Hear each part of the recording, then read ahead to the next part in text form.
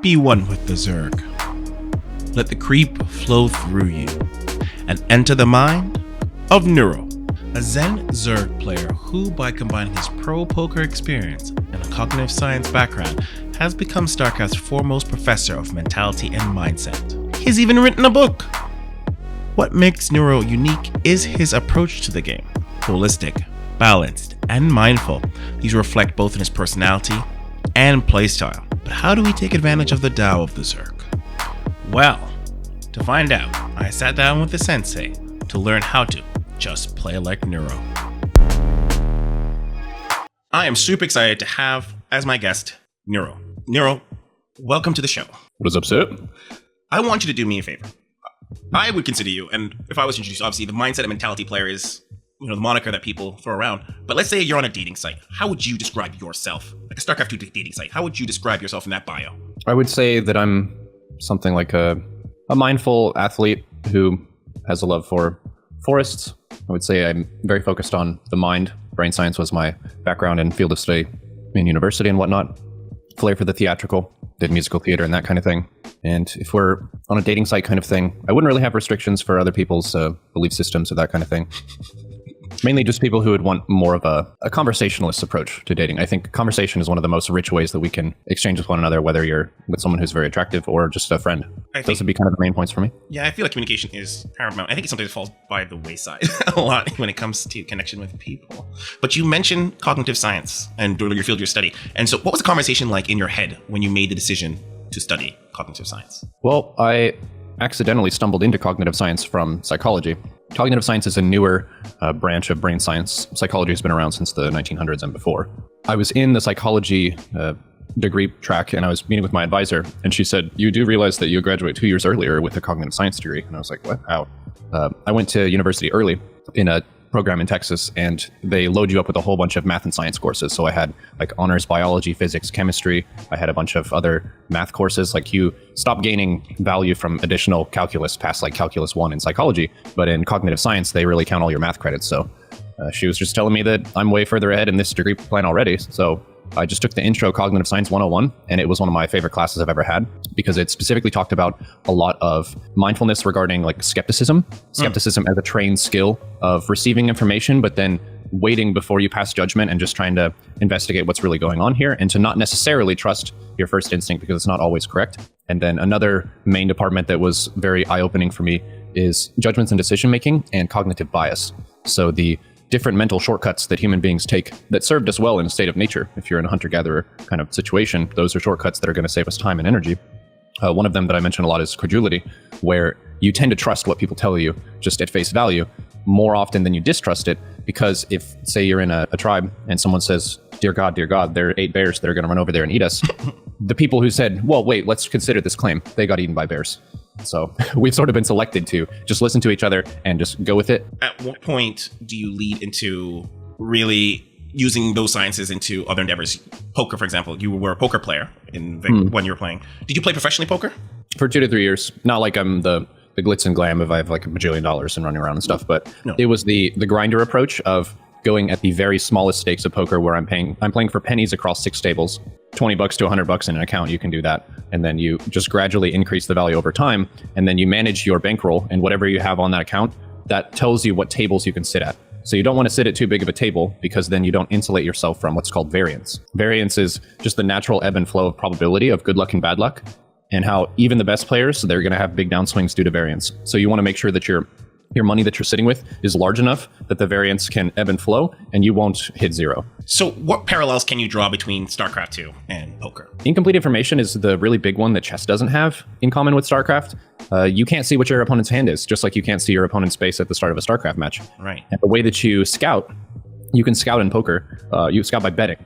So by betting against your opponent, that puts a piece kind of in their area that puts pressure on them. And the way that they react to that bet is a way that gives you some information. So if you bet and they fold, then you figured out that they had a very weak start. If you bet and they check, that means they're probably, or they call, they're probably a weaker player or they don't know what they're doing. If you bet and they raise, they likely have something very strong or they're very aggressive. So you can get more and more clues about an opponent based on how you bet against them. And one of the main concepts that I talk about for both StarCraft and poker is table image. And table image would be how other people perceive you, what you're good at, and what your kind of tendencies and styles might be. And that very much applies to StarCraft. So you can have a hyper-aggressive player at the poker table where they just love raising people. They have the better hand about half the time, but they're really spicy to play against because they just want to raise the pot and put pressure on people and make them sweat. That's kind of how they have fun and how they approach the game. So you would want to think about what is that style and what are the limitations and downsides of that style, and how can I play a counter style to that? So if someone's hyper-aggressive, you can play for really big value whenever you actually have a legit hand. They'll oftentimes take it all the way to showing the cards and going all in, so you can really get a big payoff from them. But you don't want to mess with them too much because they're unpredictable and they have a really wide range of hands. Conversely, if you see someone at the table who's super cautious, they're super defensive and careful, they call that a nit. You can oftentimes bet over them and they'll fold a lot of their small blind and big blind to you, so you can just get a steady stream of small revenue from them because they only play the very best of their hands. And if they do play against you, they have something really good, so you should just get out of their way. StarCraft is a lot like that, where you've got a defensive player like the Nit. They're very careful. They're very protective of their stuff. Just take the bases. You can just expand and consume the map. Let them have their little safe corner, and you do your thing. If you're against a hyper-aggressive player, then you just build up extra strong and sturdy and safe. You make sure you never cut any corners with your defense, and they're going to be crashing like waves against your castle, kind of a thing. Have you done a mapping of like the amount of archetypes of StarCraft 2 players? No, but that sounds like a fun exercise. I do have a spreadsheet called the Book of Cheesers, which it's kind of like that. Whenever I did my first road to GM, one of the things that I started doing in High Masters was I would take a few notes on my different opponents that I had, because there's a limited number of players up there, and it's kind of like a musician, where a musician doesn't practice all pieces of music for their instrument an equal number of times. They have like their main bread and butter, the stuff that they practice the most. And whenever they do those builds that they practice the most, it's crisp, it's refined, they're not supply blocked as much, they're hitting you faster, they know what they're doing, and they also know how to adjust if things get kind of scuffed. If they're just trying a new build that they don't normally do, it's going to be pretty haphazard. An example I would give would be if I'm facing a macro Protoss, someone who most of the time will try to get their third and fourth bases, they'll try to get big upgrades, do harass and counterattacks and stuff, and just play a standard macro game. If one of those players cannon rushes me, they've done the cannon rush fewer times than I've defended a cannon rush, so I have the upper hand there. The flip side is, if someone cannon rushes every single game against Zerg, they may have potentially done that more than I've defended it. So I may want to consider opening with a safer build. I imagine you have to get tells from people. What are the tells in StarCraft 2 that you can easily look for across players, builds, personalities? The tells for what kind of style they go for? Yeah. I think it sort of depends on where they really enjoy playing the game. So you've had guests Ruff and Prinef and Florencio. Yes. I know a bit about each of them in terms of what they think about when they want to approach the game. I've talked with Florencio, and we met at BlizzCon once, and he was saying that he plays StarCraft like he is YOLOing for someone's queen in chess, where it might be a bad move to take the queen and you lose too much to get it. But if your opponent is upset that they lost the queen and now they have to play a queenless game, oftentimes they just start making more mistakes because they don't really know how to react to that. So he wants to put them very far outside of his comfort zone and create chaos so that he can thrive in that chaos. A player like Ruff, for example, he likes to make the stronger army. And whenever I'm playing against him, he's usually getting battle cruisers up and trying to keep that count going, and he'll try to get a really strong mech army and that kind of a thing. And he doesn't really like the rapid mechanics of like setting up all your base cameras and trying to do tons of multi-prong back and forth kind of thing. The Legacy of the Void, like really fast macro mechanics format, is less appealing to him than having a sequence of strategy that allows him to have control of the game. He did not like that at all.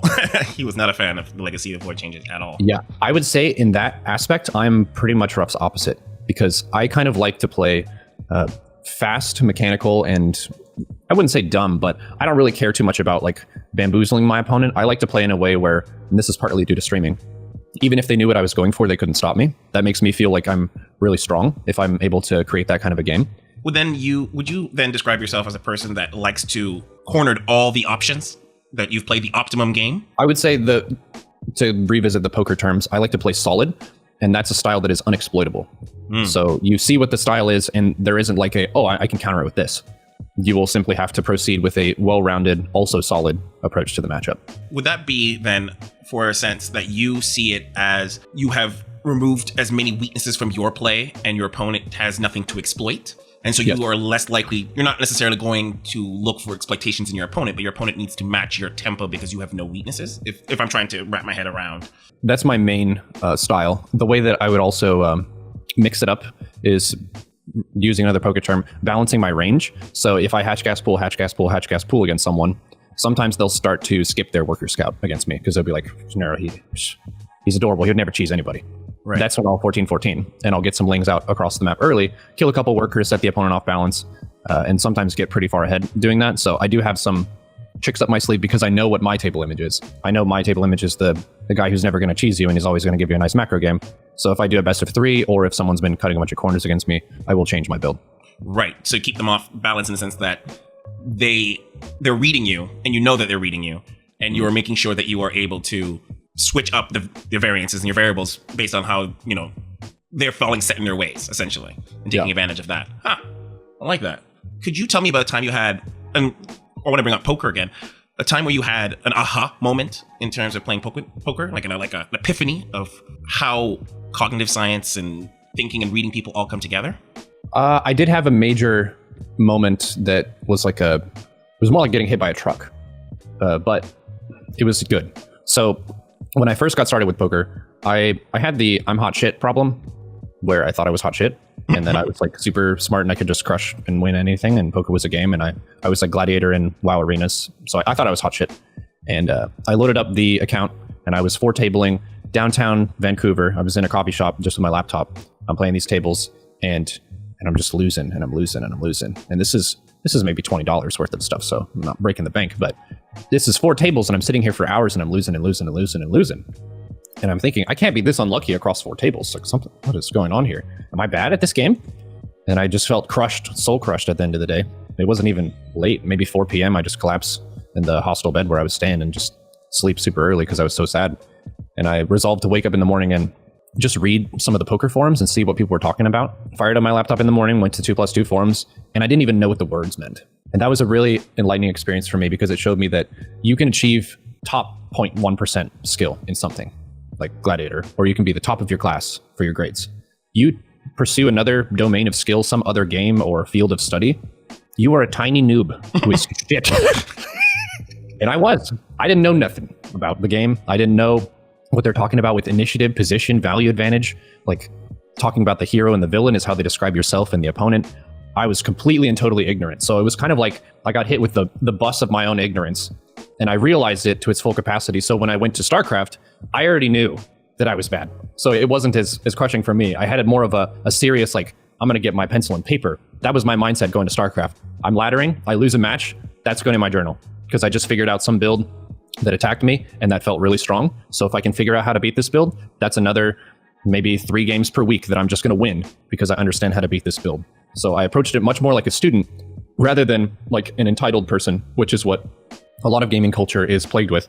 Many people will be told, and we're kind of the entitlement generation because we had the self-esteem psychology was really popular when we were getting raised, which is you're great. Yeah. You want to be an astronaut? You can be an astronaut. You want to be a lawyer? You can be whatever you want to be, which is partly true, but also it misses the whole point of it's the consistent daily effort over time that is exceptional that allows you to grow and to advance your current situation. So you need to work really, really hard too to succeed. Yes, human beings are magnificent, but if you want to really like be competitive and surpass other people, you have to be doing something they're not.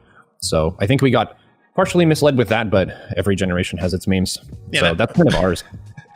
Every generation has their memes. And does that become sort of being aware of one's own ego? You should be aware of who you are, what you want, and what you perceive your role in life story to be. Because some people will fancy themselves like they're the savior of their friend group, or they're someone who's going to change a whole bunch of stuff, or they're going to be a leader, a king or a prince or whatever. They have their own kind of idea of how they fit into the overall social and narrative framework. And one thing that became really apparent to me through brain science is that the way that our brains are adapted and evolved to work in nature is pretty different from the world that we see today. History and prehistory, we were working with social groups of like 20 people. Maybe you're in a big tribe that has 40 to 45 people. This whole like mass media, 300,000 people playing StarCraft at a time, like that's who you're competing up against. These numbers makes no sense to us, really. If you actually lined up all the different people on the StarCraft ladder who you're competing against, I think a lot of people would understand the gravity of like how hard it is to actually climb just because of how many people are like a visualization there. Yeah.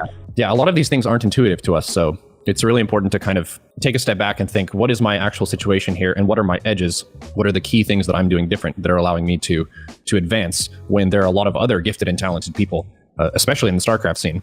I had this thing from university where we did some fighting, intramural fighting, in the after hours. We did boxing, and there was nobody who was as fast as me. So I fancied myself a very fast person. And then I go to StarCraft. Holy shit, it's all fast people. You get into like GM. I face certain players, like I've played against Zest. He eliminates me from the America's Open pretty often. Man, it's very humbling. So I feel like this journey of getting into the StarCraft ladder, it's been very refreshing and humbling for how many amazing people there are. So in another sense, you could say it gives you a lot of joy for just what humans can do. It's pretty cool. We have a lot of talent and great minds in the scene.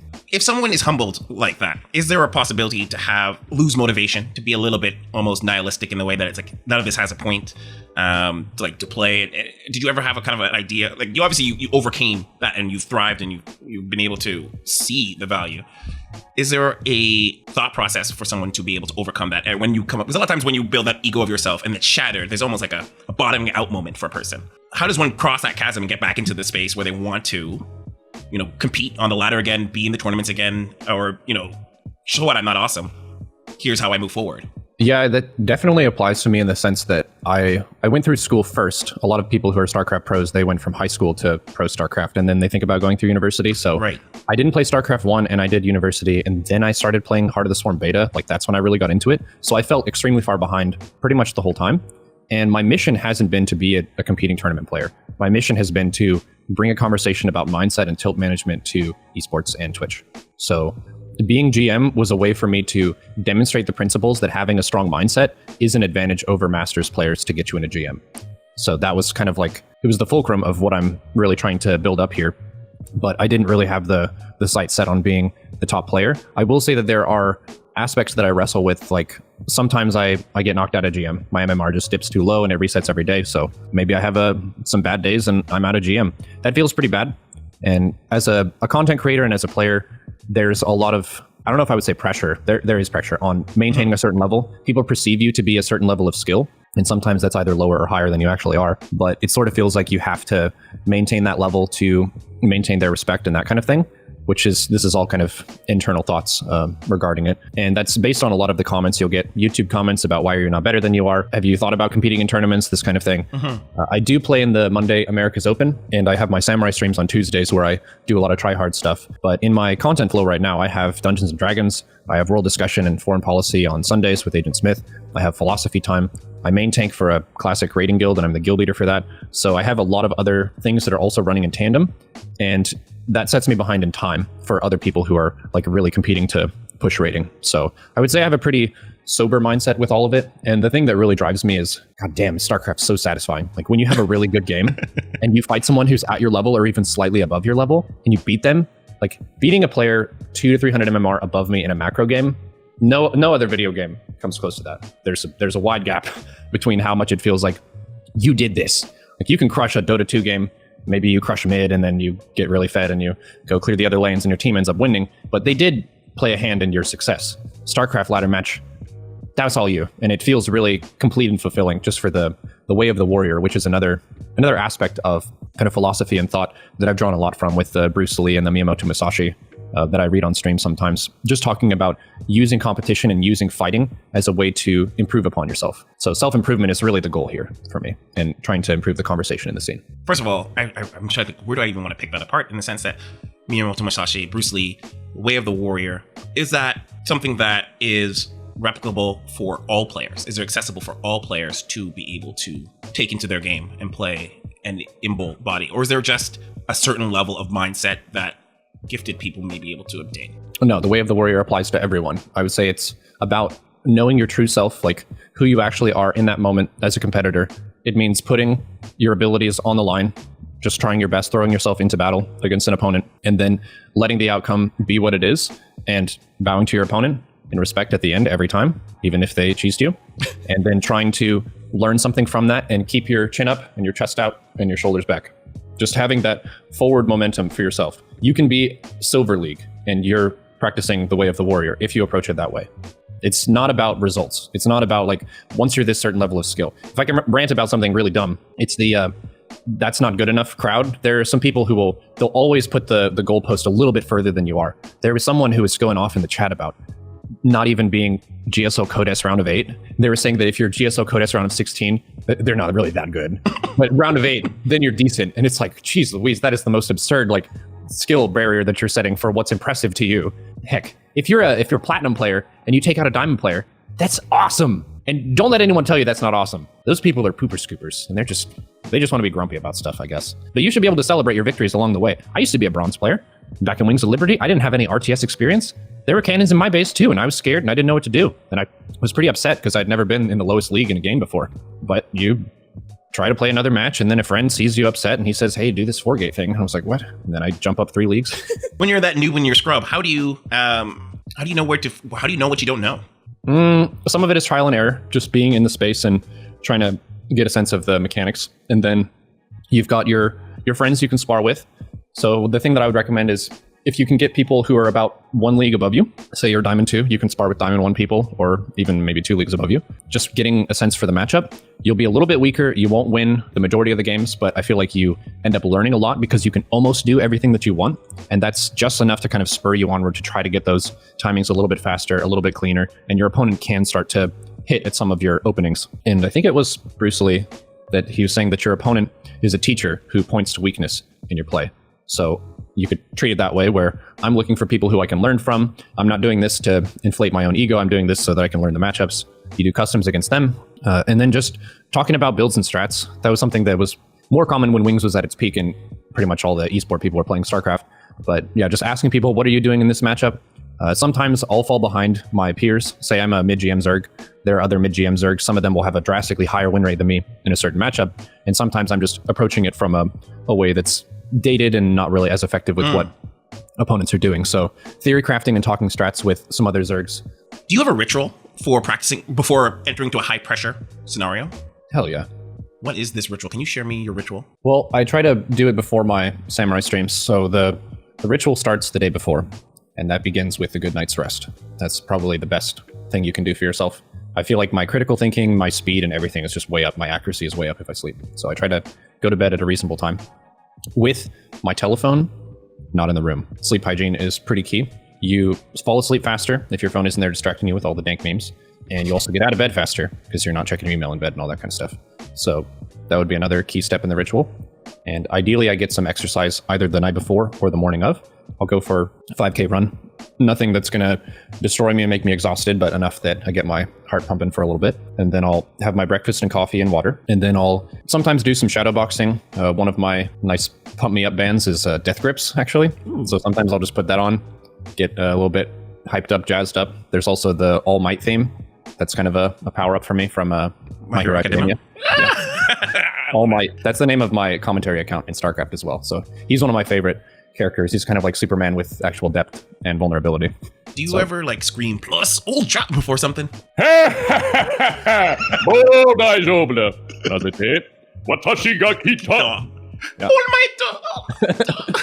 Yeah, symbol of peace. That's another thing that I try to represent as well with the Twitch and streaming, and just like the energy that I bring is I want to bring an attitude and a presence that respect and righteousness are awesome, because I think All Might really shows that. Like, he represents justice, safety for other people. Villains run and hide. He's just way too strong, kind of a thing. So I sort of see my villains as the people who badmouth me in chat. They are saying nasty stuff, like basically poor conduct in the esports scene are kind of the villains. And I'm trying to be the hero who's swooping in and saying that we should respect one another and treat each other well is like the primary thing. And that's more important to me than my results on a given day. So I get pumped up, listen to some music, jump up and down a little bit, and then I'll do a aimbooster.com, just mouse accuracy trainer, just try to click a bunch of stuff, get connected with my mouse hand, and then I'll do an empty custom game warm up.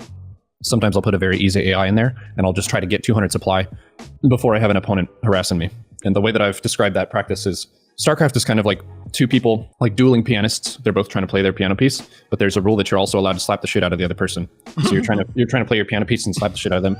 But that's the best analogy in the world. But a lot of people will never just practice their piano piece. They're always practicing it when someone's slapping the shit out of them. So they don't really get to just in a neutral, like safe laboratory environment, do their build. Because your build is going to be quite a bit better if you don't have Reapers and Hellions and Adepts jumping into your base. You can practice that, try to get it good, and then once you've memorized it, once you practice it quite a few times, then your opponent can come in and try to set that off balance. This is something I've always had a huge problem with, and I've never really I've wrestled with this a lot. How do you measure progress? Sans the ladder. How do you measure progress? Sometimes you don't always make progress, but that's not always a bad thing. When the last year and a half with COVID, it's been more hold fast and try to survive. So a lot of people, they're not looking at their bank account and saying progress. They're not looking at their like social life and saying, yeah, progress. They're saying like, I'm hanging in there. That's okay too. So sometimes progress comes and sometimes maybe you do backslide a little bit and then sometimes you maintain. Those are all kind of part of the ebb and flow of how you navigate through life. I will say that a lot of times you get kind of hooked on these Instagram and inspirational kind of posts where people only show their best side and it looks like they're just succeeding and making progress every day. But I think it's misled, because I think a lot of people do have the days where they're just a lot lower energy. Maybe you had that creative thing that you were going to do, but you just didn't do it, that kind of a thing. So I think progress is something that comes more in waves and in spurts rather than is totally consistent. But for me, progress has been moving up here. I moved to the Seattle area and getting set up by myself in my own place, able to do this all full time and then mix in additional kinds of content. So progress for me has been having a D&D show that's been running for over a year now with Pig, Apoptosis, Ash, and Cobra Venom. I've watched a little bit of that. That's really fun. I would say that's the kind of content that, to me, it's so rockin' and fun and amazing. It's not raking in tons of money, but it's something that I believe to be genuinely good and that I want to create. And that's its own kind of progress that isn't money in your bank account, but it's something beautiful that you added to the world that you feel is fulfilling to you. So I think a lot of progress can be pursuing fulfillment and just finding stuff that you consider to be worthwhile, and how that's maybe the ultimate goal, really, is to live life in a way that you consider it to be meaningful and good. And I feel like I can pull these strings and put them on someone who's thinking about StarCraft and not focusing on the goal of raising their MMR. How does someone frame that kind of idea of putting something, just doing it for the sake of doing it rather than the reward? How do you approach that mentality, shift the mentality for someone who's playing on the ladder or playing StarCraft in general? So the way that I would use StarCraft as a tool for kind of self-growth would be that it really challenges you to figure out a rough plan, to be faced with chaos and disorder and a bunch of bad stuff going on, and to respond to that in a way that is as correct as possible, where you can develop more faith in yourself. So for a lot of people who feel kind of lost and they don't really know what they want to pursue, what their purpose is, all this kind of thing, there are different ways that you can prove to yourself that you can accomplish something. So higher than MMR, I think, is the ability to just develop the endurance to play StarCraft. This was the case for me whenever I first started out, and a lot of other people have said this. When you're first starting StarCraft 2 and you play for a match or two, you feel like you're sweating, you're overwhelmed. There's so much to do. I know I'm supposed to be doing way more than this, but geez Louise, I'm just exhausted. And they get really like mentally overwhelmed and kind of burnt out from that, because it's a super intense space. Yes. It's a space where you load into a game and there's more stuff to do than you can physically do. And that's life. That's a really good analogy for life. There's always so much that is available to you every day when you wake up, but you can only take a certain number of moves based on your momentum and speed and like your objectives and that kind of thing. So StarCraft, I think, in a sense, is a really good place to just test yourself and just to develop some aspect of improvement in speed and skill in a game where that's all relative to you. It's kind of like a person who wants to pick up running, where if you want to pick up running, you're most likely not going to try to get first place in the local city marathon. You just want to get off the couch, and how that process on its own is beautiful and it's unique to you, and you get to celebrate every victory along the way. So the first time you run 5K, that's a really big victory for you. And you can celebrate the shit out of that as you move on to the next sort of goalposts and stuff. So it's more about getting into an arena where you can see yourself fall and you can practice getting up again. Then we mentioned something about even celebrating small wins. How would you celebrate that 5K win in StarCraft? How would you, winning your equivalency of winning your local, race in StarCraft? How would you celebrate a win? I have a video of my first ever GM promotion where I'm like flipping around, and that was maybe one of the most exciting days of my life. But to a lesser extent, the first time I got Masters, I had one other person in the apartment at the time who was like my best friend's girlfriend, and she didn't play StarCraft, but she was vaguely aware of it. And I needed to tell her that I just got Masters in StarCraft, and I was like, super heckin' pumped about it. So I think it's all relative. Like even getting platinum for the first time feels pretty good. Like you want to share it with your friends that you got this achievement. It feels pretty amazing. I think because the promotions are pretty hard to obtain in StarCraft, it makes each of them really exciting. So you can treat yourself and maybe play some silly matches. But I guess the useful thing that I would point out is watching out for winner's tilt. Winner's tilt means that you've just had a ring of success or a run of success, and you want to avoid playing so that you keep the bank account in the poker sense at a good number and your MMR at a good number. Because you feel like, I think I'm on an upswing. I just want to set the account here. It looks pretty good. This is really nice for me. If I play, it's not going to go up most likely. And then you've stopped practicing. You've stopped getting into the arena once you've done that. And you're just kind of putting the picture up on the wall, so to speak, instead of like putting the gloves on and getting back into fighting. I definitely am prone to that. I will be the first to admit. Definitely when you're winning, you're like, this is a good time to stop. I'll hold off on it just a little bit. I'm definitely prone to that. I'll be the first to admit it. Just for the last part on the idea of small wins, because I'm really focused on what would be an example to you as a non-rank-based victory that someone could set for themselves? You could say a max out time. You don't even need a time, actually. You just want to get maxed. So setting a criteria for moral victory is a thing that I do for myself, especially when I'm having a C game day. A game is your top 15% of your performance. B game is the middle 70%. C game is the bottom 15. So you're playing like trash, and you're going to be losing most of your games. It feels horrible to lose 8 games in a row, but if you can recognize, I only slept 5 hours last night. There was something that came up in the morning. I'm in a pretty grumpy mood, and I'm playing like shit. All of that you can accept, and then you can boil that down into, I'm just going to try not to be supply blocked at 36 as a Zerg. And if that's your one goal, you make your Overlord and you get up to that 44 supply ceiling, you say, I am victorious. And you're making progress in something that is a real hurdle in the match. And in the video game, you are improving. You're basically drilling something and saying that this is my emphasis. Yes, I am tired. Yes, I'm playing poorly, but I'm still learning and I'm still practicing. So criteria for moral victory is something that you can create for yourself. Anytime, you could do it when you're playing well also. I do this.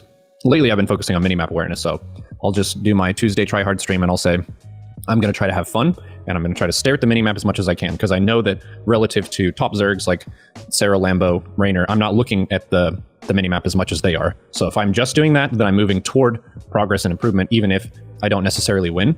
And that gives yourself a ton of, I would say, resilience when it comes to losing a match. Because if you lose a match and you had no criteria for moral victory, your entire goal was to win. And now you've just mowed the lawn, and now it's twice as high as it was before. And you're just so infuriated at this that you've been robbed of your MMR when you feel like you worked really hard and you deserve it. Right. But if you had that criteria of moral victory, of say I did lose to that Protoss, but I did look at that minimap a lot. So I have grown and I have improved as a player, even though I lost MMR. You still so it doesn't win, even if you've lost. Yeah. That's amazing. Yeah.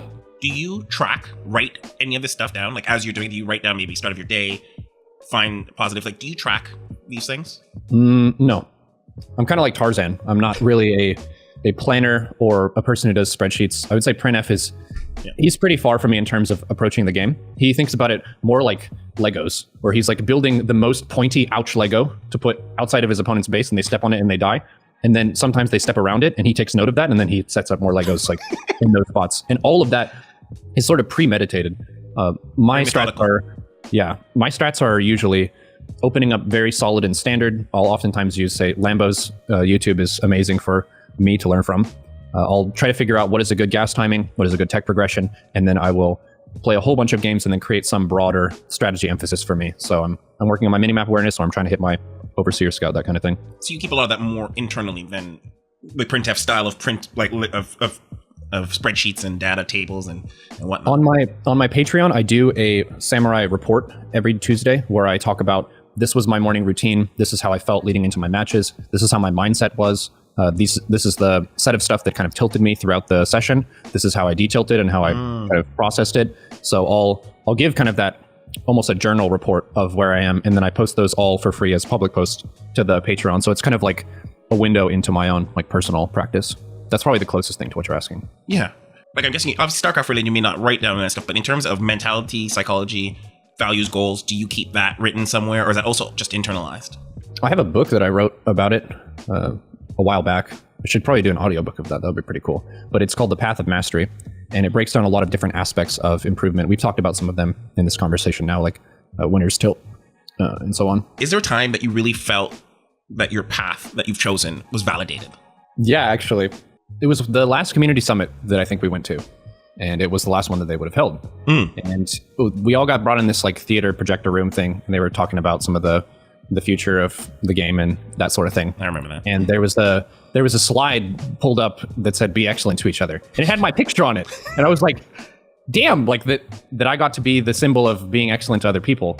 I preach about that all the time. Like I'm respect first with how people interact in the stream, and then in my WoW guild, whenever I recruit anyone, I say we're respect first. So if you do that, you'll be fine. But that was sort of me seeing that my mission had succeeded and that I had made an impact and people had noticed that was a major thing about me. And that's more important to me than Zerg, more important to me than whether I'm GM or not, is getting that message across that the way that we treat each other really matters and it has a substantial impact on the community as a whole. And the StarCraft scene, if you compare it to the League and the Dota scene and the Overwatch scene, we have a culture of manner. There are a lot of people who value the GLHF and the GG, and they do that consistently. And that's pretty awesome. And it gives me a lot of hope too. A gaming scene can be good in the way that they treat each other. I guess the eye-opening thing for me growing up was seeing that other people oftentimes will be having a really tough time IRL, and the culture of like hazing and BMing people just to tilt them so they make mistakes and stuff, it has a real human cost. So as I kind of got into adulthood and I noticed some people are carrying anxiety, depression, social issues that they have with their friends and family and all this kind of stuff, and they're going to play video games to kind of relax and unwind and chill for a little bit. And then there's someone who's screaming at them about how they're trash. Maybe you think it's funny, but it's really harmful to them, and you're just putting another, basically a rock in their huge satchel that they're carrying with all this weight. It's not worth it. It's really not worth it. I thought it was cool to be the edgy, toxic gamer when I was growing up until I noticed that some people do carry real pain and real trauma on a regular basis. And if you are righteous and respectful to them, that oftentimes encourages and emboldens them. And we're a social species on the planet, so our success is very much hinging upon working as a group and being good to each other. Even if it's an anonymous person who you'll never see again, that's still a person. And the way that you treat them really matters. Does that mean then you rule out mind games in competition? Oh, mind games are great. You can be a talker. Like I would say you can be a jackal without being necessarily really despicable and evil. Like you can say witty and goofy stuff in a way that gets your opponent to think a certain way, and then you end up using a certain kind of build. One of the common ones that I wouldn't really say is BM, but is definitely a psychological tactic that works, is when you feign incapacity. So an opponent will queue against me and they'll be like, oh, why did I get Neuro? Oh, you're just gonna crush me. And they make a big fuss about it, and then they destroy me. That's a psychological tactic because they act like, oh, I don't even know why the matchmaking system gave me you as an opponent. Like I don't stand a chance. But they know a build that they practiced 4,000 times, and it's pretty good and it's dangerous. And then they kill me with it, and then I feel dumb. So it's that kind of wordplay where everything that you say does have an impact in your opponent's mindset. I do think that banter is valid. Banter is really fun. I get in voice with Up a Tree Zelda on Thursdays a lot of the time, and we'll ladder together, and you can kind of joke with each other about the mistakes that you're making and that kind of thing. So there's definitely a lot of room for playful banter. I'm not like a no fun allowed, you can only GLHF and GG. Yeah, you can meme about. That's fine. If you could change one thing in StarCraft, one thing, you had a magic wand, and it was so all-powerful that there was no boundaries. You could change one thing about StarCraft, and you only get one thing about StarCraft. It can be in-game, out-of-game, culturally, developer-wise, anything. What would that be? It's a big one. I have a couple things that pop They always into my do, head. but you only get one.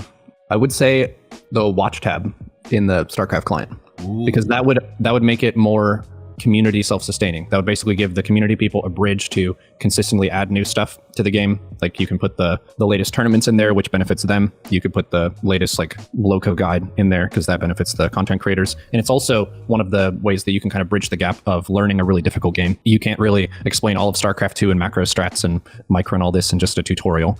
So being able to have more stuff in there, I think that was an idea that was toyed around with in the past, but didn't make it all the way through. Yeah, definitely mentioned at the summit a couple of times, I feel. Yeah, but I feel like that would be a pretty like long-standing, powerful addition to it. Bringing it down to the end of it, who would you like to shout out? Who would you like to pay respects to? Who do you look towards? I would say the first name that comes to mind is a fellow streamer, Apoptosis808. He is a fun guy. Yeah, he's what I would consider new blood in the StarCraft scene, where he is kind of pursuing his road to partner right now, and he's doing StarCraft as his main thing. So anyone who's like worried about the fate and future of StarCraft, there are people who are getting started in this stuff, and he's just moved over here to Seattle. I helped him stay for a week or so before he got his place set up, but he is the dungeon master of our Wayfarers D&D campaign, and he's been fighting his way through Masters Leagues on the ladder. And going through that move from Hawaii to Seattle is pretty massive. He's got his stream back up and running and that kind of thing, but really, really talented content creator, awesome charisma, and he's been improving really fast at the game. He's very good at analysis and just going from if he loses the game right into the replay and figuring out what went on, which is great for both himself and the viewer to get a sense of the game. Also, Pig, if I'm on this run of shouting out the people in the D&D campaign, he's also in our campaign, and he's doing a subathon right now. The hustle involved in this is incredible. He has a setup where if you gift a certain number of subs or donate a certain amount, he'll keep the stream going. And I think he's been going at this for more than a week. I heard his camera's watching him while he's sleeping. Is that? Yeah. You're allowed to do that on Twitch. They changed the TOS. It used to be against terms of service, but now you can do that if you set your stream to no category. I'm not brave enough to do that, but shoutouts to Pig. Thank you so much, Neuro, for being my guest today.